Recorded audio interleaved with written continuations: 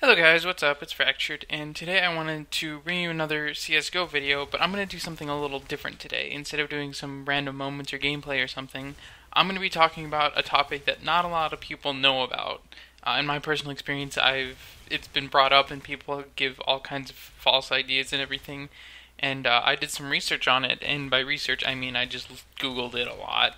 And I found this forum post, which I'll put a link to in the description to the forum post. But this one guy had made this huge thread with a bunch of evidence on how to rank up in CS:GO, like going from Silver 4 to uh, Silver Elite and up through Gold and all this other kind of stuff.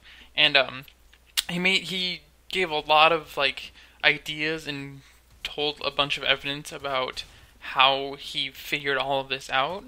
And a lot of people think to go up ranks, all you have to do is win, and you'll just go up.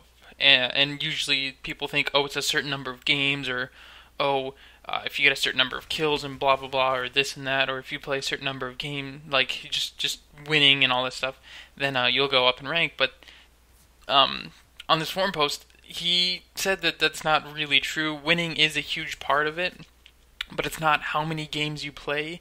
It's a lot more complicated, and there's this huge complicated system in how it actually works. So what he basically said is that instead of just winning and losing and playing games, there's this point system that that Valve has implemented, and it's a really strange point system because instead of getting points just out of nowhere to rank up, you actually get points from the other team. And each rank has a certain number of points that you have to get to in order to rank up and rank down. So let's use Silver 3 to Silver 4, for example. Let's say Silver 3 you need to be from 700 points to 800 points, and for Silver 4 you need to be from 801 to 950. So let's say you don't know how to get the points. There's no way to really check. So let's say you're in Silver 3 and you're at, let's say, 760 points, and you need 800 to go up. So if you win a game, you'll get points, but you don't know how many points. The number of points you get depends on both how high ranking the people are above you, and if you win or lose. So if you win, you get points. If you lose your points and they go to the other team. So basically both teams, the game will pool the team's points together, and they'll take that number of points, and it'll be kind of in a way betting the points against each other. And so let's say your team has a bunch of Silver 3s with about 750 points, and then the other team has a couple Silver 3s and some Silver 4s with each around 780 to 850 points. So it'll take roughly an average between the two. So let's say your team's average is about 760 and their team's average is 810. So they have more points than you. So if you win, you get a lot of points from them. But if they win, they get less points from you since you have less points to give.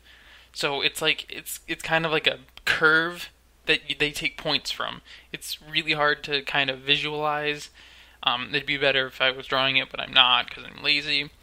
So also the points that you win are determined by a couple things in game as well. So let's say your team wins and the whole team has a chance to earn 100 points between everyone. So let's say normally everyone would get the same number of points, 20 points each. Since there's 5 of you, it would be 120 points each.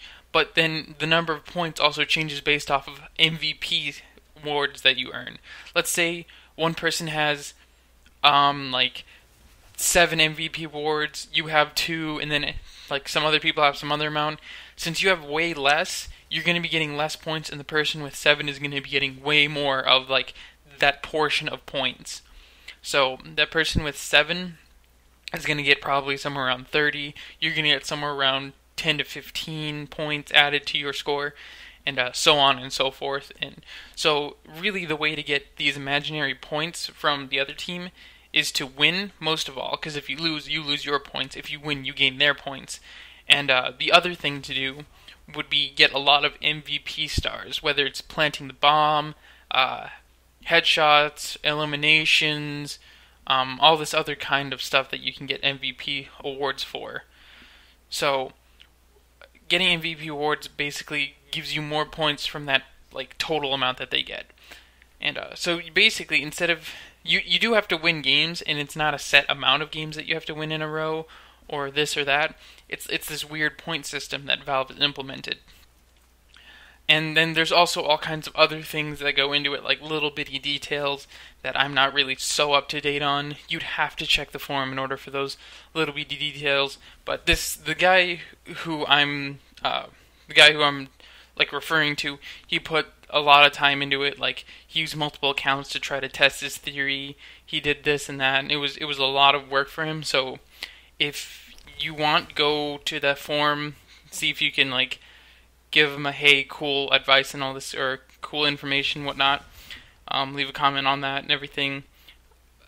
But it's the way to rank up is really complicated, and so a lot of people may know this like theories on how it works, but a lot of people simplify it to you need to win games, which in the simplest way of looking at it, yes, that is true. You just need to win games. But if you win games from people that are lower ranked than you, it's going to take way more wins than if you were playing against people that are higher ranked than you. And since you can't really choose who you're playing against, it's kind of hard to really determine. So let's say at the end of a match you see that you were up against a bunch of lower ranked people. Expect that win didn't really get you that many points. If you're up against a bunch of higher ranked people, or some higher ranked people, and your team's a bit lower ranked, then expect that you got a lot of points from that if you did well in MVP statuses, and then you'll be doing a lot better. So it's really hard, guys. I can't stress this enough. It's really complicated. It's a system that, again, Valve doesn't want to really share, and it's the exact point numbers are way out there. It might be like one rank starts at like 726.93 and ends at 805.62 or some strange thing like that. Or the numbers might not even be the same for everyone. The numbers might be different for everyone. So other than just kind of doing your own testing or just trying to win a bunch of games, by the way, all of these have to be won in competitive. You can't win in casual. Casual doesn't get you anything. It's just a win. It's just like kind of practice or having fun. So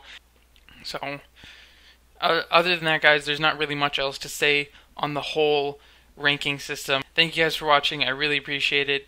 If you guys have anything to say about how I describe this, or if you guys want me to do more of a visual thing, like drawing it up or using pictures or stuff like that, let me know in the comments. I'll try to edit a video together to where it works better for you guys.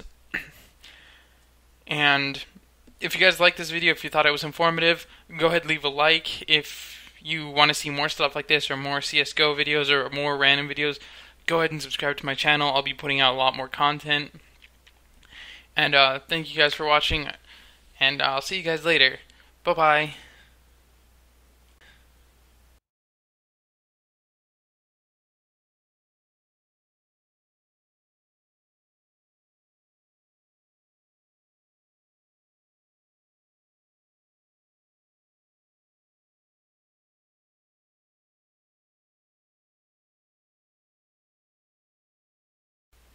So, I know I just did my whole outro on this video, and I feel really stupid for having to go back and record this, but I forgot to tell you guys that I'm giving away an Op Phobos skin, a minimal wear. The easiest way to enter is to go like or follow me on Twitter or subscribe to my channel, and I'll be picking a winner on the 17th, and I'll be actually giving it away on the 18th. So, if you guys want that, go ahead, do all that stuff. It's a pretty cool skin. It's cheap, but hey, it's a free skin. So go ahead, do all that stuff. Go right now. Just go. I'll wait here. See ya. See ya. Bye.